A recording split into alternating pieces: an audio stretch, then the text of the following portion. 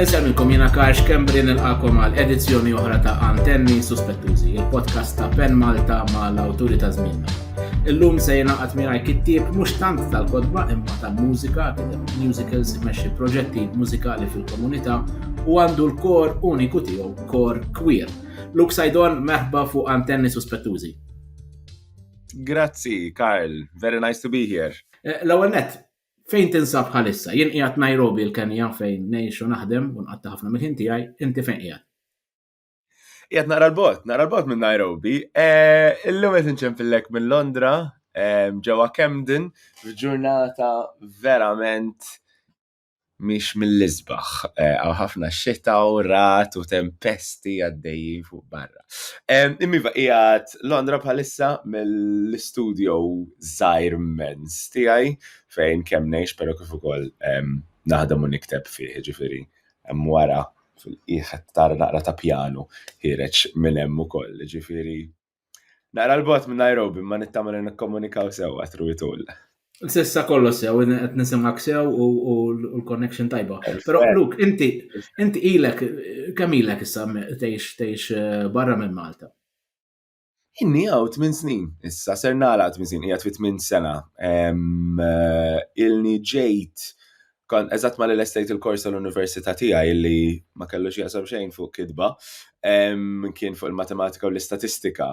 L-estate fl-4 ta' Settembru naħseb kien u fil-5 ta' Settembru ġejtaw u bla ebda prospetti maġġuri ġifieri kelli ġejt biex nagħmel internships ma' teatri differenti u verament forsi kemm blak kif ukoll b'ħidma kbira nexxieli nibqgħu għala volja żammejt ħafna x-xogħlijiet għaddejjin f'Malta wkoll. Allura maqsum daqsxejn bejn iż-żewġ postijiet.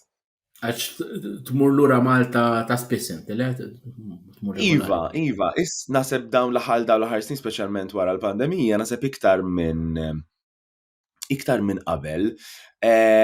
Ovvjament, Malta dejjem kienet għal qalbi, għandi ħafna affarijiet illi għandha ħafna opinjonijiet dwarhom, speċjalment dwar l-industrija ta' fejn tidħol l-industrija tat-teatru, l-industrija tat-teatru mużikali, tallimtu kbirt ħafna b'dan il-pass li kont għamilt li ġejt naħdem hawnhekk. Però l-isbaħ ħaġa hija li nesperjenza affarijiet, proġetti, teatru, kitbiet ġodda illi ngħidu ma kontx esposta għalihom dak iż-żmien f'Malta, għal volja l-industrija komplet tikber minn żmien li tlaqt. U li tmur lura u tħares naqra lejn affarijiet blend differenti, kemm minn sens ta' karriera, ambizzjoni ta' kitba, dawn l-affarijiet kollha kien proċess naħseb vera utli għal dak il-perjodu ta' ħajti. U allura naħseb iva qiegħed fi stat fejn kemm nista' mhux dejjem possibbli, però kemm nista' nibbilanċja xogħli hawnhekk u xogħli. Għax inti għandek ukoll proġetti għaddejjin Malta li rridu nitlu fihom dal-waqt ukoll, però nieħu pass lura minn spunt li semmejt li inti studjajt il-matematika u l-istatistika. L-aħħar ħaġa li tiġini f'moħħi meta naħseb fix-xogħol tiegħek. X'inhu jiġri hemm? X'ġara?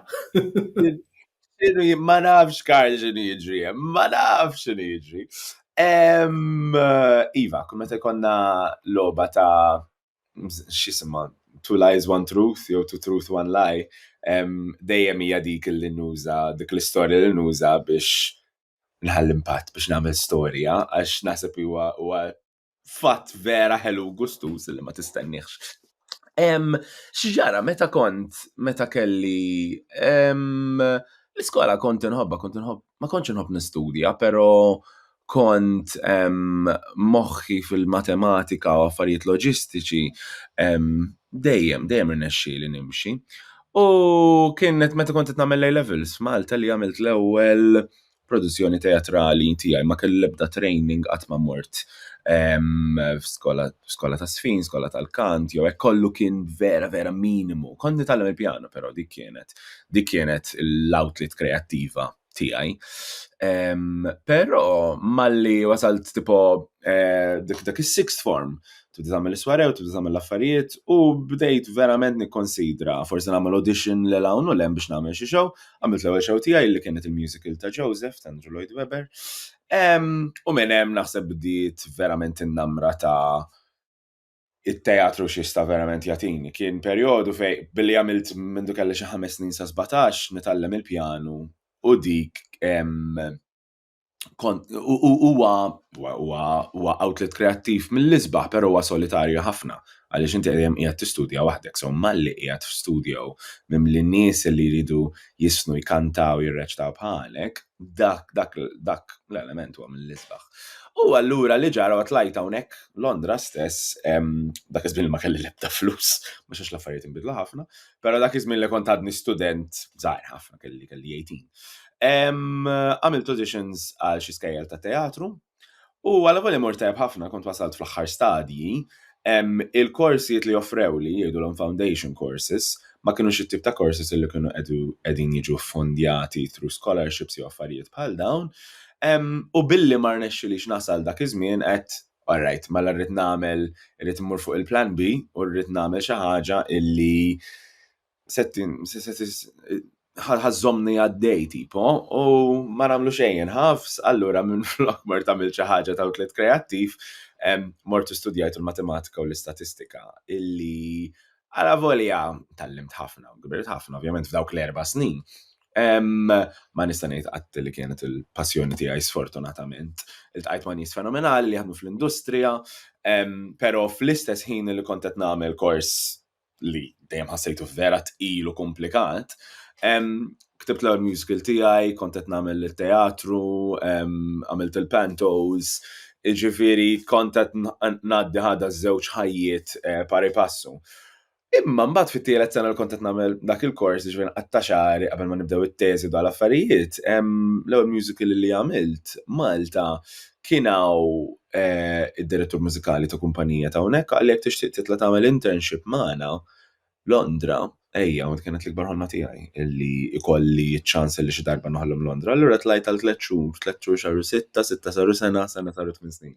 Jiġifieri inħares lura sortunatament jiġuni momenti fejn ngħid illha kemm ħlejt ħin, speċjalment meta niltaqa' ma' nies li jafu triplu illi naf nagħmel jiena u għad għandu 18-il sena ngħid issa kieku kelli dawk l-4 snin biex ħdimt għal din il-karriera kapaċi qiegħed post differenti. Fl-istess ħin li tallimt qatt moħħli. Imma lejja storja naqra. Ġifieri il-matematika issa qiegħda warajk u bħalissa teatru mużika biss fajtek. Biex tipproduċi naqra numri għandek bżonn xorta u biex tkun ċert li qed tħallas in-nies sew numru xorta għandek bżonnhom. Budgeting u budgeting. Imma kuljum inqum nirring niżoħar ma nafx min li minix qed naħdem f'uffiċċju tal-insurance, ġifieri I'm very, very happy down that route. Qabel niġu għas-sustanza ta' dak li tikteb inti. Kif tikteb inti? Għandek xi proċess, xi ritwal? Kemm nixtieq li ngħidlek iva. Jiena li nikteb huwa teatru mużikali, jiġifieri naħseb qatt ma għassa place ma wasal, naħseb dejjem il-lingwa tiegħi dejjem kienet teatru mużikali, ġifieri għandek il-kliem, però għandek il-mużika mżewġin ma' xulxin dejjem. Bħala ritwal, naħseb l-ikbar ritwal illi għandi huwa li noħloq deadlines għalija għax inkella x-xogħol ma jsirx. Allura mhux għax ma nkunx irid nikteb, pjuttost l-oppost. L-isbaħ perjodu tal-kitba u l-iktar perjodu li jaċċitani hija meta l-kitba qiegħda f'moħħi. Hemmhekk kull ma rrid nikteb fuq kull storja qiegħda inħossha f'dan il-mod idealistiku, f'dan mod perfett ta' l-idea hija kważi divina meta qiegħda ġo moħħi għax kollox jaħdem u kollox huwa perfett. Malli nasal għal punt li jew rrid nikteb fuq karta jew rrid nikteb fuq il-pjanu, dik id-divinità nsejħula tintelef kompletament, speċjalment fl-ewwel draft fejn ngħid illa mi dimanda xejn x'taqsam ma' dak li rridtu jkun.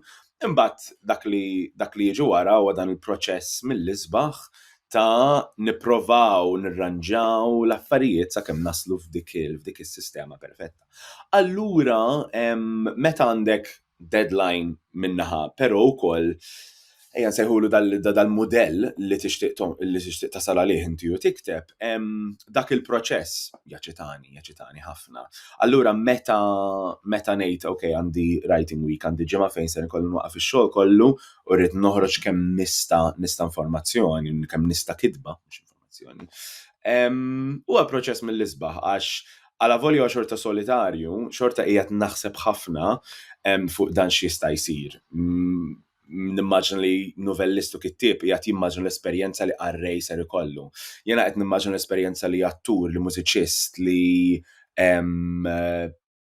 udjenza ta' mijiet jistgħu jesperjenzaw u dak il-pożizzjoni li nkun fiha fejn qisni kważi maestro b'daw l-affarijiet quddiem dawn l-istrumenti kollha qudiemi lesti biex kollha jikkontribwixxu għall-istess ħaġa hija ċitanti ħafna. Bħala proċess kafes fortunatament, as long li għandi kidla mimlija u naqaħellu fil-kċina, it's going to drive on really well. Allura il-proċess jimxi sew.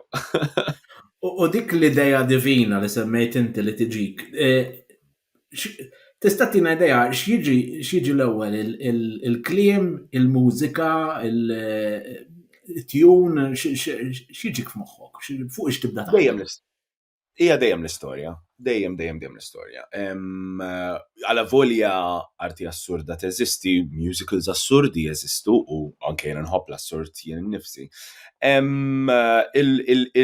Il-proċess huwa dejjem ta' xi storja rrid nagħti. Anke jekk il-parametri ta' narrattiva jew parametri ta' karattri huma tant flessibbli.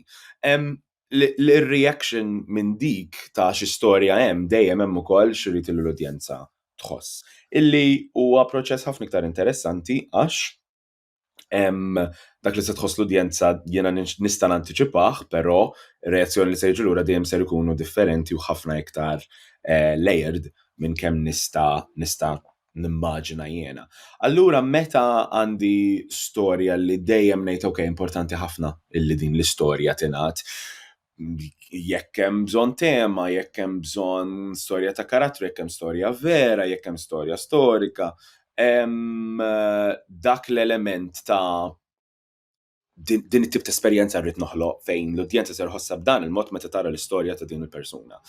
Min hemm mill-ewwel joħorġu ħafna informazzjoni, għandek it-ton, il-tip ta' mużika, is-saffi ta' orchestration, pereżempju, il-ħin tagħha din hija avventura epika ta' żewġ atti, jew inkella hija naqra ta' show intima b'persuna waħda ta' 40 minuta.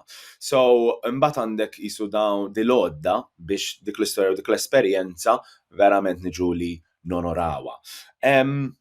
Moving from that, ġifieri, imbagħad għandek il-proċess ta' rehearsals, il-proċess ta' drammaturġija illi huwa l-iktar favorita lija għax jisu l-ownership tagħha ma tibqax tiegħi, tibda tiġi maqsuma ma' kreattivi oħra. Ġifieri il-proċess huwa dejjem għandu dik il-formula sakemm tasal għal dik l-ewwel performance ta' show li ser tagħti.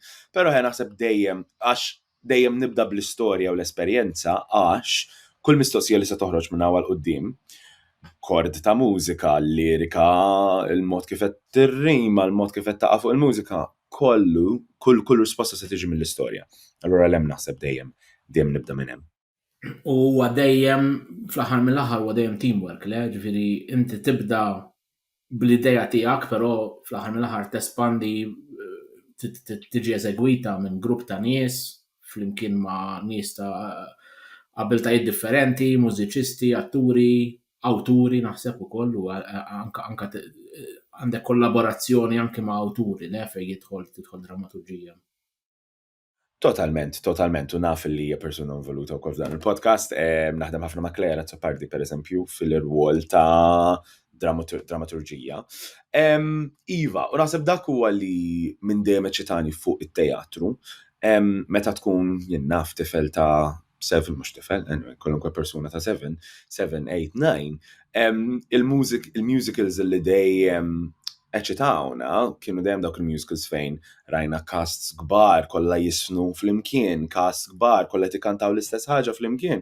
U hemm xi ħaġa epika fuq dik l-idea. Illum il-ġurnata minn żmien ġifieri 30ijiet u l-40ijiet u Rodgers and Hammerstein tal-affarijiet, id-definizzjoni ta' musical inbidlet ħafna u espandiet għal ħafna musicals differenti, però l-idea ta' dejjem għandek komunità ta' nies jaħdmu fuqha, naħseb hija xi ħaġa li vera taqbel mal-personalità tiegħi u għalhekk tant xogħol li nagħmel dejjem kważi dejjem jinkludi jew komunità li qed nirrappreżenta jew komunità li direttament qiegħed naħseb fuqha. Alla volja l-idea tibda minnek u mhux kull proċess ta' kitba speċifiku teatrali huwa hija persuna waħda.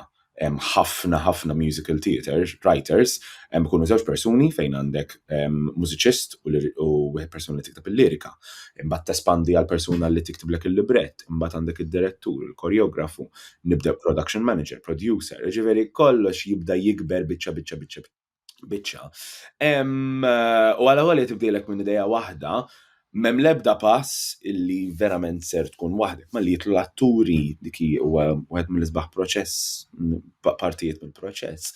Imbagħad għandek ma tidħol fit-teatru, is-sajf li għadda kont qiegħed naħdem mal-British Youth Musical Theatre, u naħseb kienet l-ewwel darba li musical li kienet tiegħi kellha tim ta' inkluż il-cast tipo il fuq minn 60 persuna.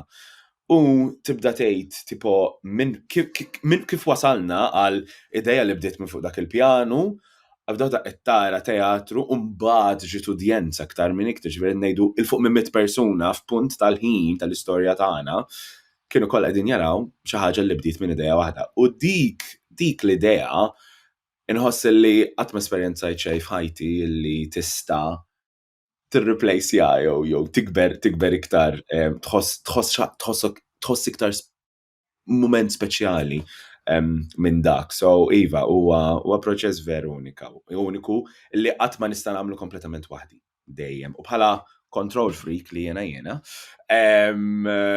huwa proċess li dejjem jgħinni anke bħala karattru u architect ta' kreattiv, ġifieri. It's very nice. Naqbżu għal-teatru tal-Miskin, il-musical tiegħek li kien suċċess kbir u jitratta fost l-oħrajn il-konservatizmu, għandna raħal magħluq, konservattiv, ħal-fern, fejn ma jiġri xejn ġdid, qatt ma jinbidel xejn, hemm sindku u l-kappellan li jimxu jitfit, isu l-Knisja u l-Istat. L-għonet, x'kien il-trigger jgħalek din l-idea? Minn fejn ġiet din l-idea u għaliex trattajt l-eluq il-konservatizmu minn Londra? Inti fl-aħħar mill-aħħar tgħix Londra, però isu l-eluq Malti għadu jtik ġewwa. Jiena, laqqas xejn. Għadu jtini ġewwa ħafna. U tani ġewwa meta kont żgħir, tani ġewwa meta kont qed nikber u kważi għandi rabja li kien hemm u meta narah li qiegħed nittama jonqos, jekk tiġini naqra tama mbagħad joħorġu momenti fejn jerġa' jispikka u jerġa' jisplodi dal-konservatizmu. X'kien it-trigger għalija?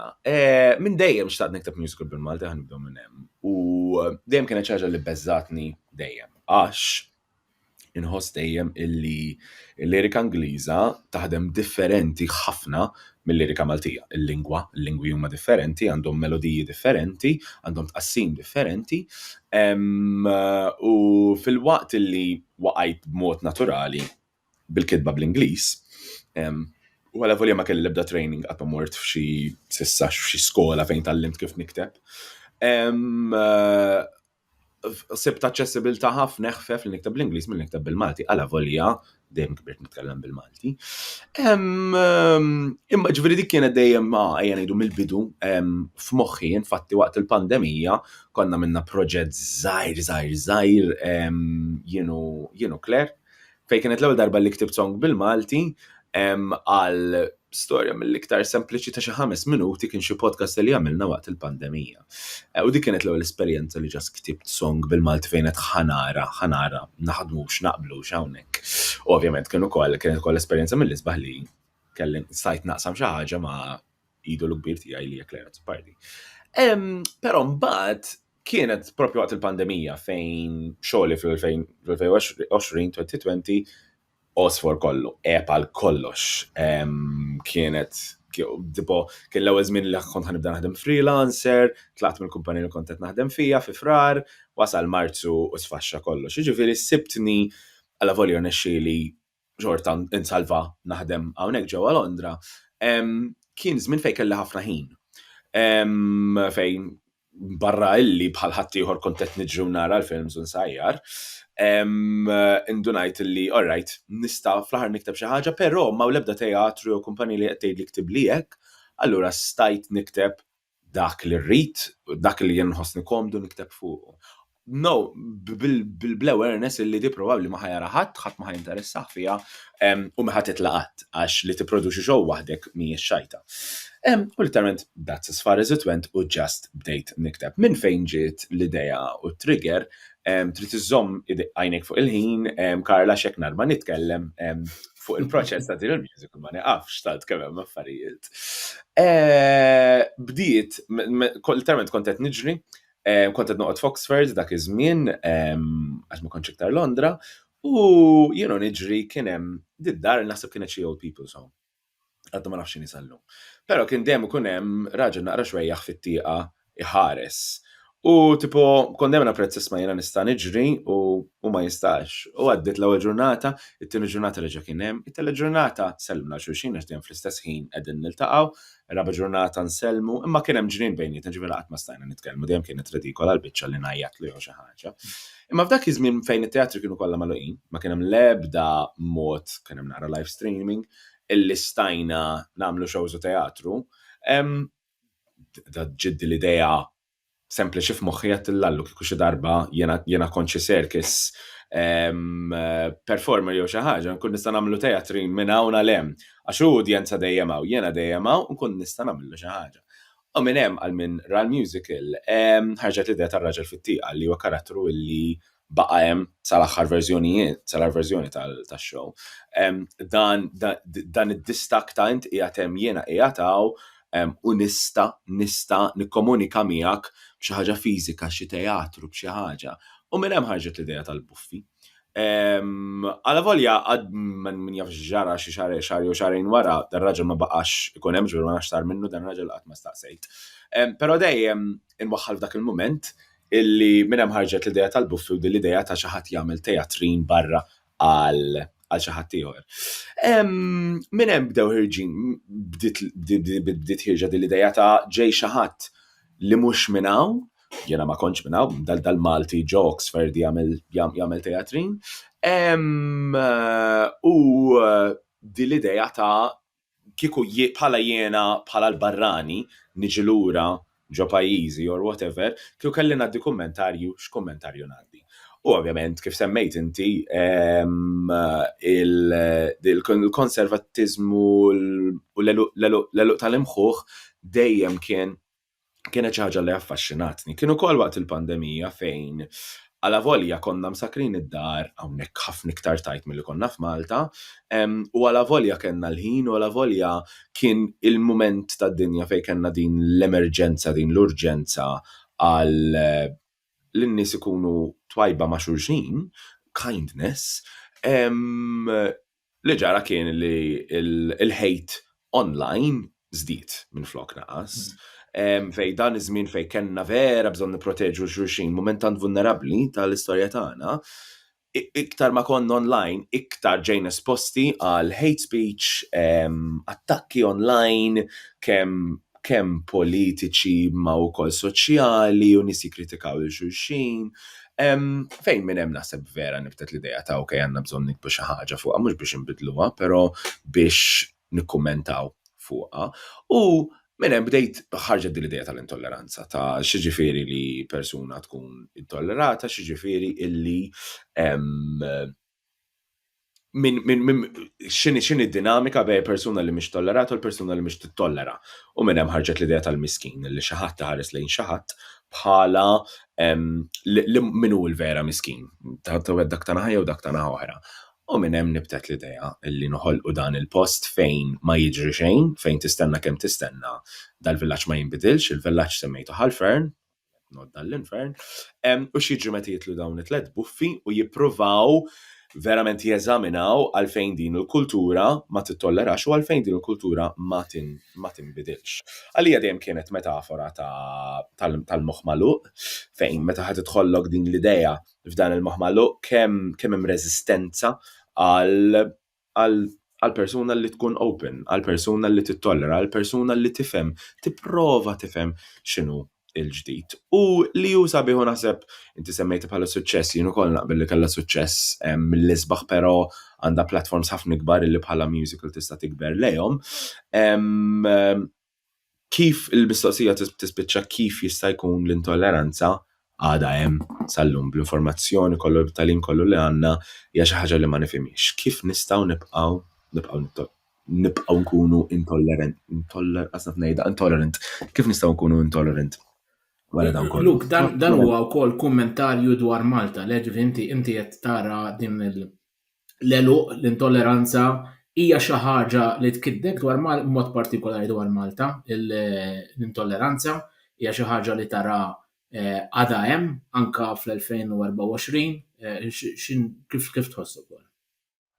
Hija sitwazzjoni vera interessanti għax l-angolu li għażilt li nieħu, jekk ħa nitkellem fuq xi ħaġa, dejjem se nitkellem fuq l-angolu li huwa personali għalija. U jekk kien hemm suċċess naħseb minn hemm ħareġ is-suċċess għal fatt illi dik kienet storja illi għalija tfisser ħafna. Allura x'kien dak l-angolu? L-angolu kien l-aspett queer tagħha. Nemmen illi Malta tista' tkun jista' jkollha livelli ta' intolleranza, daqskemm nemmen li d-dinja kollha għandha livelli ta' intolleranza qegħdin f'punt tal-istorja fejn hawn gwerer bla doċċ għaddejjin madwarna. Jiġifieri mhux xi trait illi huwa speċifiku biss għal Malta, però fl-istess ħin tkidna ħafna meta xi ħadd jgħidli u mhux kullimkien, tipo jew mhux Malta biss, daqs li kieku il-fatt illi jiġru kullimkien, allura we're okay with it. L-aspett LGBT u l-aspett queer ta' meta kont qed nikteb fl-2022, dik meta telet jiġifieri kont qed nikteb fi-2020-2021. Konna fi stat fejn kif nerġa' ngħid kelli l-ħin li nagħmel naqra ta' riċerka, kelli l-ħin li ġast npoġġi u nifhem daqsxejn x'in is-sitwazzjoni ta' dan il-pajjiż bl-ikbar liġijiet, bl-aħjar liġijiet li għandna fl-Ewropa, però mbagħad tħares lejn id-day-to-day exchanges bejn in-nies u tinduna illi this does not reflect. This is not really the same. U naħseb hemmhekk fejn tkidni l-intolleranza hija xi ħaġa li qiegħda kull fejn għandna t-tajjeb għandna l-ħażin. Qiegħda kullimkien u hija xi ħaġa li naħseb tallimna li nifhmu li teżisti. Li għandek pajjiż illi jiddikjara ruħu bħala on the forefront of queer rights and being so progressive on it, illi aħna on paper we absolutely are u ma ngħidlekx in-nies illi nammira illi ħadmu f'pajjiżna qiegħed naqra ktieb bħalissa ta' Simon Bartolo jismu Seat at the Table illi qiegħed jiddokumenta persuna u x-xogħol fenomenali li jiena qasbis mis-sejt ma difrejhom dawn in-nies. Jiġifieri illi ħadmu biex jien qiegħed hawn nista' nitkellem fuqha. Nies fenomenali, nies fil-politika illi ħadmu fuq li ħadmu biex qegħdin fejn qegħdin.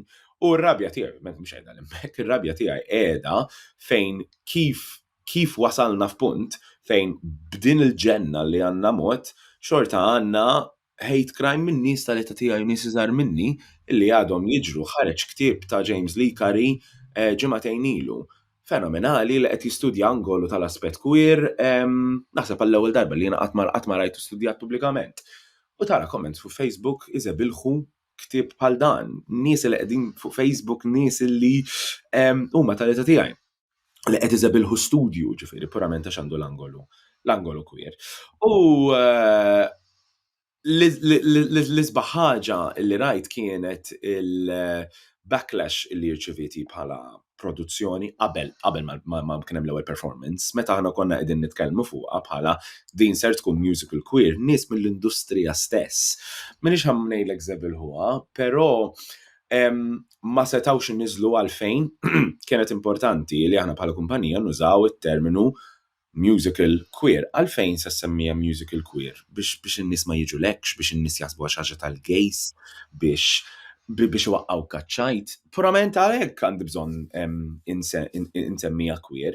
Jiġifieri kien hemm teatri li ma aċċettawx bħala produzzjoni purament minħabba dan l-angolu għal volja qatt ma kien ammet ħaġa ġiet it was admitted.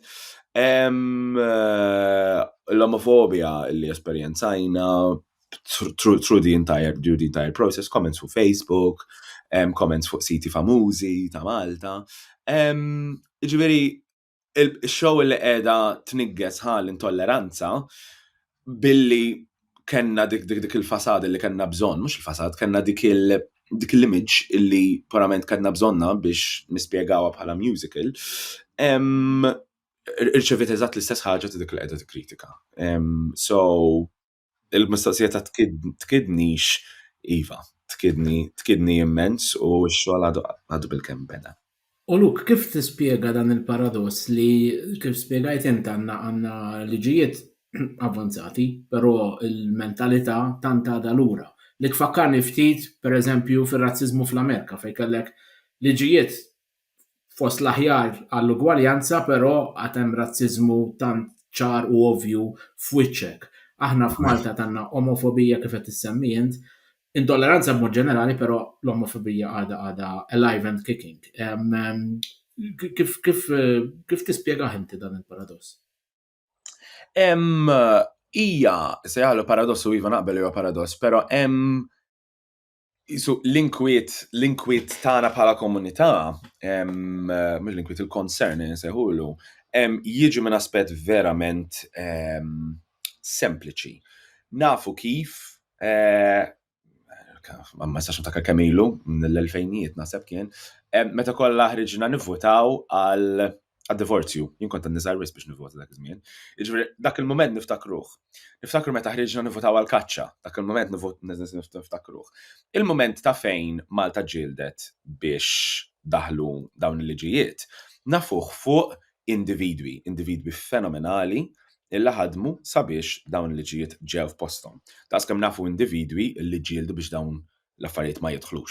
Sewwa, ma kien hemm qatt punt fejn Malta kellha tiġi flimkien u tgħid ħanistudja dan il-kunċett, ħanipprova nifhmu. Meta kien hemm id-dibattiti dwar Malta tidħolx fl-Ewropa jew le, niftakru jiena stess xi minn Naxxar kien hemm billboard daqs dinja fejn f'każin partikolari tan Naxxar fejn qalet illi jekk indaħlu liju dak ifisser qed nikkwota dak li niftakar jista' jkun li I stand to be corrected, jekk nivvotaw għal-liju qed ngħidu iva għall-abort, qed ngħidu iva għall-eutanasja u qed ngħidu iva għall-iżwieġ bejn żewġ irġiel. U kien punt fejn niftakarni tant kemm kont żgħir illi bil-kemm kont naf eżatt x'jiġifieri żwieġ bejn żewġ irġiel, kien forsi xi smajt fuq it-television u da qed ngħidu żmien fejn jiena kelli borza tal-plastik bil-libsa tal-abbatini diħel il-knisja ġifieri. So it was dik l-spotlight hija naqra clear ġo moħħi. Però hija sabiħa li dawn in-nies, mhux dawk in-nies li jagħmlu dik il-billboard, però nies oħra l-attivisti Maltin iġilma the Gay Rights Movement u kull attivist ieħor li kellna iġġieldu sabiex aħna dawn id-drittijiet daħlu. Però il-paradoss jaqa' hawnhekk. Malta qatt ma ġġieldet għal dawn il-poplu kollu qatt ma kellu l-mument fejn ħajkonna nifhmu, ħajkonna nistudjaw, ħajkonna nieħdu deċiżjoni bħalma kellna l-Irlanda pereżempju ftit snin ilu. U l-biża' qiegħda hawnhekk. Bħalma ħadd ma ġġieled biex daħlu dawn il-liġijiet, ħadd mu se jiġġieled jekk dawn il-liġijiet jiġu biex jitilqu. It's as simple as that. It-threat li kellna bi Trump ġol-Amerika. Sewwa, dak ir-riskju li kellna hemmhekk. Allora dik qiegħda ċari u asnaf minn kien spjega ħieli darba xi ħadd, niftakar minn kien spjega ħieli, għax kien kont inti kreditu hawnhekk.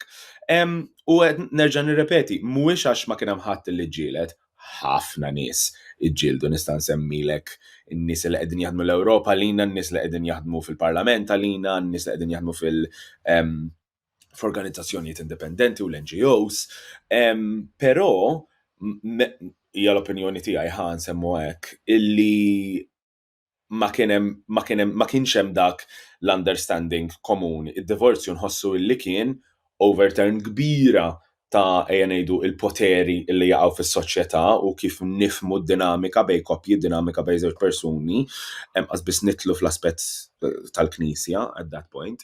Però dik il-ġlieda l-Malta ma ġrat qatt. Protesti barra kellna l-Pride u kien hemm protesti minn individwi u tħares lejn il-Euro Pride li ġat is-sajf li għadda tara dawk l-eluf fuq eluf fuq eluf li ġew il-belt tibda tgħid il-lallu.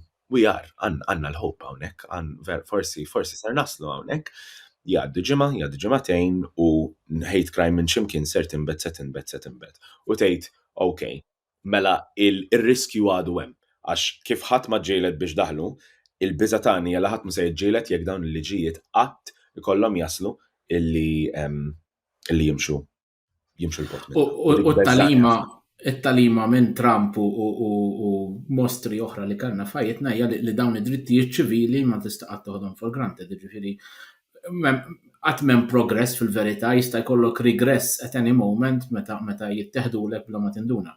Tkiddek ukoll il-fatt illi dawn il-liġijiet progressivi ġew eżegwiti għaddew minn waħda mill-iktar amministrazzjonijiet korrotti li qatt kellna, dak li jissejjaħ anke kważi pinkwashing.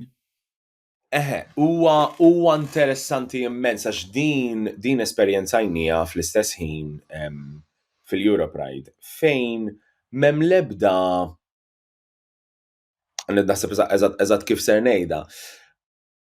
X'kieku kelli nażel sitwazzjoni fejn nieħu gost illi għandi l-liġijiet jew nippreferi li l-liġijiet mhumiex qegħdin hemm.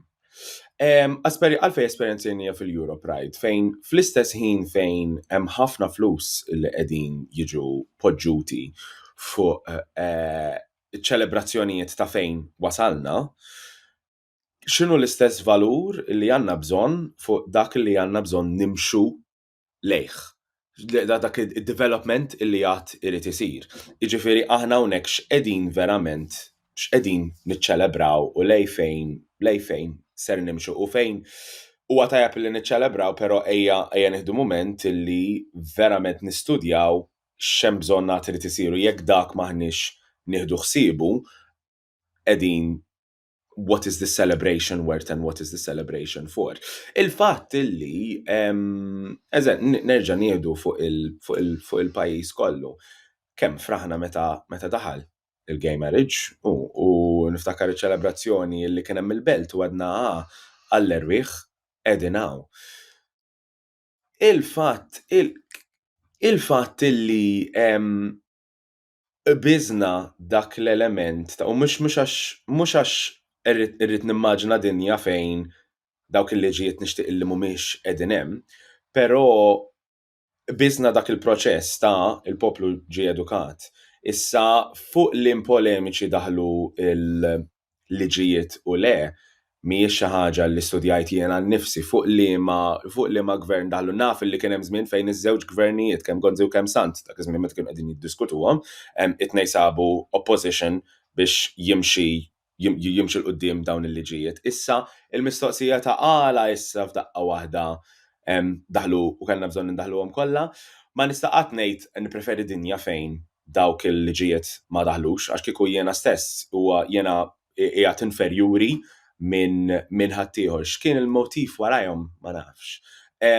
Però il-ħaġa li nifoka fuqha jiena huwa dak il-proċess ta' edukazzjoni, dak il-proċess ta' nollu l-kulħadd ejja ngħid jiena nħoss li ma sarx.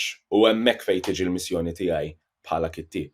Ta' jekk dal-proċess ma sarx u l-poplu ma ġiex edukat u mhux qed nitkellem b'mod verament vast, itini verament il-missjoni ta' fuq dak li qiegħed nikteb jiena. Id-drittijiet tiegħi mhux pjaċir, u id-dritt tiegħi illi inħossni bħala persuna ugwali għal ħaddieħor mhijiex biċċa perżuta illi xejjer quddiem kelb ħanejdlek iva ħanoħodha ġifieri. There is far more in there.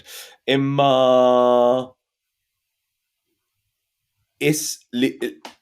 il-focus tiegħi huwa dejjem ser ikun li hemm ħareġ minn taħt ħareġ irrid nipproteġih u dik hija l-biża' tiegħi li jekk jew dak mhux qed jirrifletti ta' x'inhu għaddej mill-poplu kollu, jew inkella x'ser nagħmel biex neduka dak il-porzjon ta' edukazzjoni li ma sarx biex dawk il-liġijiet saru. Il-teatru tal-miskin intlaqa tajjeb ħafna, kellek suċċess kbir. Kif intlaqa? Kif x'feedback ingħatalek minn dak li ħagost sa dak li forsi xxukjajtu? Kif intlaqa tajjeb. Ma nistax ngħid illi kien hemm malli bdiet il-produzzjoni, bdejna f'Għawdex, aħna l-ewwel morna f'Għawdex, imbagħad morna fl-Ispazju Kreattiv, u mbagħad ġew Għawdex konna fl-Awrora, morna fl-Ispazju Kreattiv, u mbagħad morna fl-M-Space ġewwa l-Blue Box. U kienet ir-raġuni għala rrid nagħmlu b'dan il-mod għal fatt li dan it-teatru qiegħed jiġi għandek minflok inti qisek trid tiġi għalih. U kien hemm tipo għamilna l-marketing bħalma minna l-kwalunkwe show oħra, pero naħseb kienet f'dawk l-ewwel performances ta' Għawdex fejn il-performance ta' Malta ġiet sold out mill-ewwel li we're very lucky with, kienu teatri żgħar ovvjament maħniex qed nitkellmu fuq il-miljuni ta' nies. Però kien hemm nies li ma leħqux Malta u kellhom jiġu biex jaraw Għawdex. U allura kienet f'dik il-Maltin that is ġew lawċin l-Għawdex, imma kien hemm xi Maltin li flok ġew Malta tela Għawdex ukoll biex jarawha. U kienet li niftakar kollha kemm aħna konna qegħdin noqogħdu ġo Farmhouse, u l-għada tal-ewwel performance bdew joħorġu l-post fuq Facebook dak huwa vera l-ewwel review illi joħroġ Malta. U niftakar l-ewwel post illi ħarġet illi kienet post vera twila fejn konna nafu li dak li kellna kien speċjali u konna nafu dak li kellna ħdimna ħafna għalih, però kienet kważi l-ewwel reazzjoni biex ma ngħidlekx aggressiva in a good way ta' il-lamet il-persuna. Veru ġbita. U tipo kważi kollha kemm aħna qed jesaġeraw dawn in-nies jew vera tipo toġbod daqshekk. U niftakar konna kollha biżna nomu għax we were just blown away minn dawk l-ewwel reazzjonijiet. U hija nemmen fiha li hija lakk. Għala volja ħdimna ħafna u l-prestiġju tiegħu xorta nammirah. U ħdimna ħafna għalih li tintlaqa li udjenza ġenerali taqbad din il-biċċa ta' arti u tozza, naf li mhijiex xi ħaġa li dejjem esperjenzajt jiena nnifsu, naf li mhijiex xi ħaġa li tesperjenza kull awtur. Għala għax dak li jottu u għandu reżonanza kbira għalija, nifhem li mhux dejjem ser ikollu reżonanza għal kulħadd ieħor. Jiġifieri dik xi ħaġa kelli nitgħallem ħafna fil-bidu, ma din kif ma tistax tapprezza, dik kif ma tixxittija fondi, dik kif ma tridx tipproduċija bħala musical, li tifhem li mhux kulħadd għandu l-istess passjonijiet li għandek inti huwa proċess importanti li mhux se taċċettah easily u kważi trid tiġġieldu dejjem. Imma għalhekk inħossna fortunati għax kellna ir-reazzjonijiet li kellna kienu kważi fuq l-oppost ieħor. Kellna nies li ġew jaraw 4 darbiet minn ran ta' xi 15-il show. Kellna nies illi ġew kważi advocates għaliha, illi kważi bdew jitkellmu ma' ħadd ieħor, kelli nies illi bdew jgħidu li bdew jibgħatu l-kumpaniji tagħhom. Minkejja l-għelu u l-konservatiżmu intlaqat tajjeb ħafna u kellek hitle.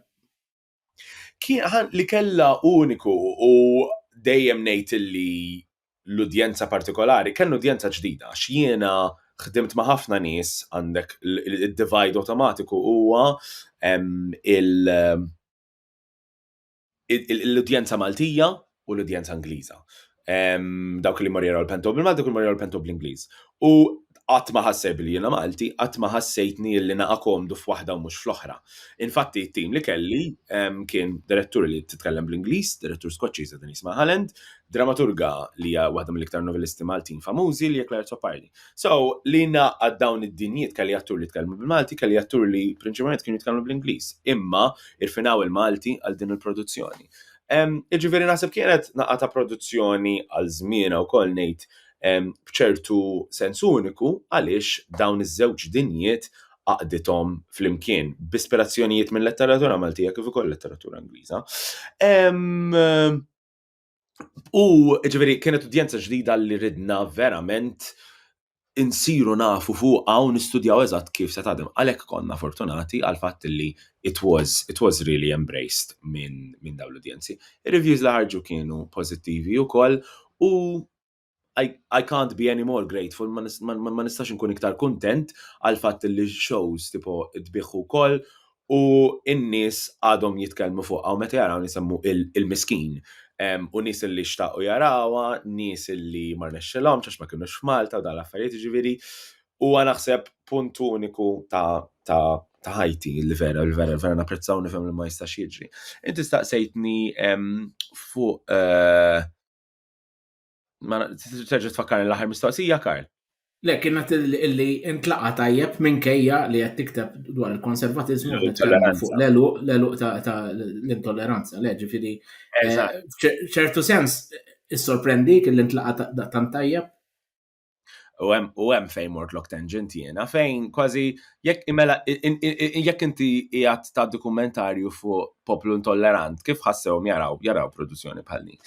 Li kien interessanti kien li aħna ħadna metafora. Di ma kienx storja John Nashar fuq tifel li kien joqgħod f'dan l-indirizz quddiem din is-siġra, tipo ma kien hemm l-ebda kienet ispirata minn ħafna affarijiet li ġraw fl-istorja ta' Malta. Ibda minn l-interdet, ibqa' miexi għal stejjer ta' intolleranza fil-komunità queer, ibqa' miexi għal ġurnalisti li ġew li l-vuċi tagħhom ittieħdet, ibqa' sejjer għal kif is-sitwazzjoni bl-ambjent f'Malta għall-iktar kważi ħellu għal pereżempju l-istorja tal-ewwel karozza li daħlet f'Għawdex nibqa' nsemmija illi n-nisawċin ħasbuha mhux il-loġi ma kien hemm dak iż-żmien fil-bidu tas-seklu li għadda ħasbuha karozza tax-xitan u keċċew ħarġu li qabel il-Manbierek. U daw kienu kollha ġifieri stejjer illi qed Orrajt, di mhix xi ħaġa li jiena biss f'dal-punt tal-istorja qed nesperjenza, din hija xi ħaġa li anke l-istorja tal-kolonializmu ta' pajjiżna dejjem ġiet studjata. U dejjem kienet hemm. Però il-fatt li dawn l-istejjer kollha taqdu f'din l-istorja fittizja, l-istorja kellha ċertu relevanza mingħajr ma kellha specificity. L-għallu kemm ħarġet ħażina.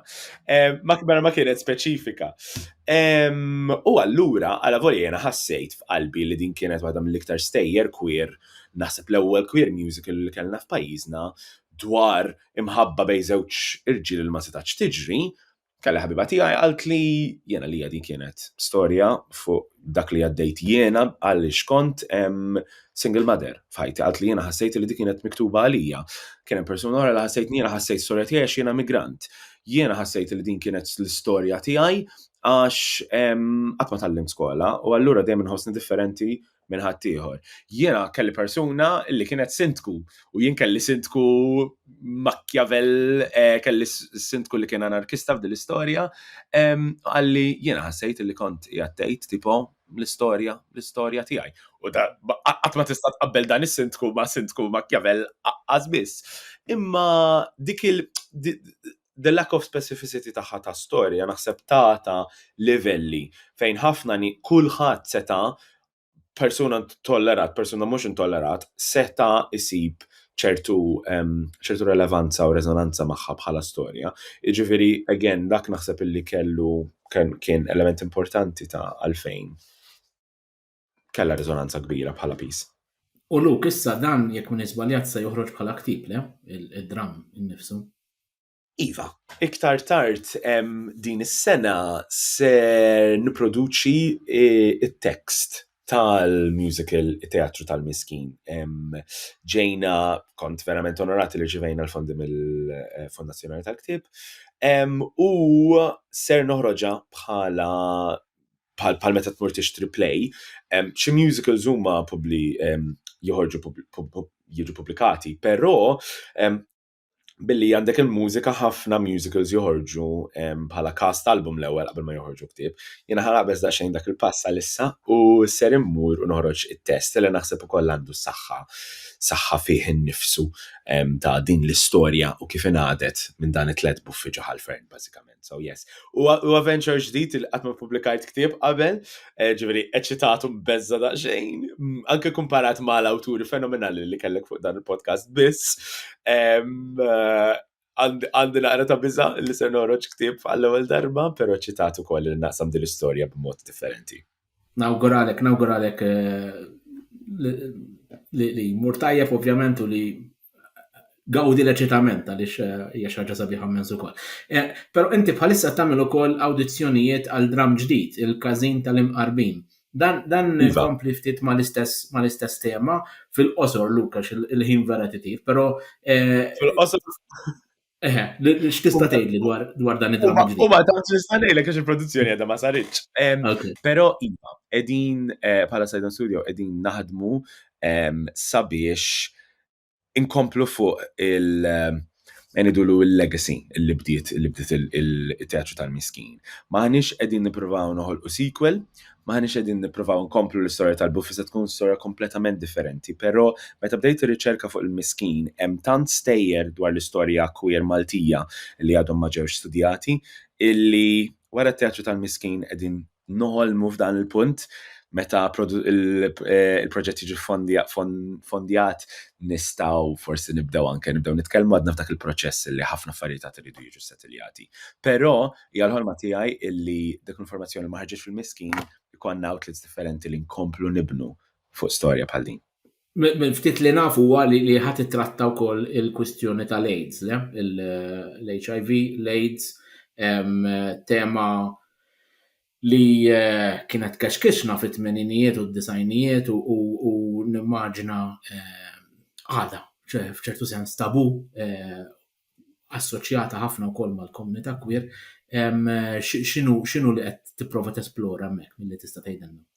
Assolutament. Hija jekk li kellha teatru tal-Miskin kienet storja fittizja, u għala volja probabbli xorta ser nikteb storja fittizja, però Miskin kienet metafora. Hawnhekk għandna jekk qegħdin inħarsu lejn l-istorja ta' kull komunità queer madwar id-dinja, kull komunità queer kellha dak il-full stop forsi hija naqra aggressiva, kellha dak il-mument bejn it-tmeninijiet sal-bidu tal-2000ijiet fejn dan il-virus iddetermina l-istorja tagħna fejn kienet miexja. Inħares li verament bħala dan il-wirt illi ġenerazzjoni għal ġenerazzjoni għaddiet.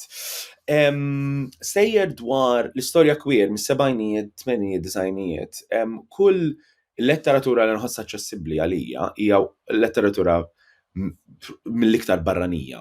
L-istorja ta' x'ġara mill-komunità queer f'dan iż-żmien partikolari, iktar midħol fir-riċerka iktar midħol intis qed insib informazzjoni, però mhux neċessarjament arti, monument, kitbiet, plays.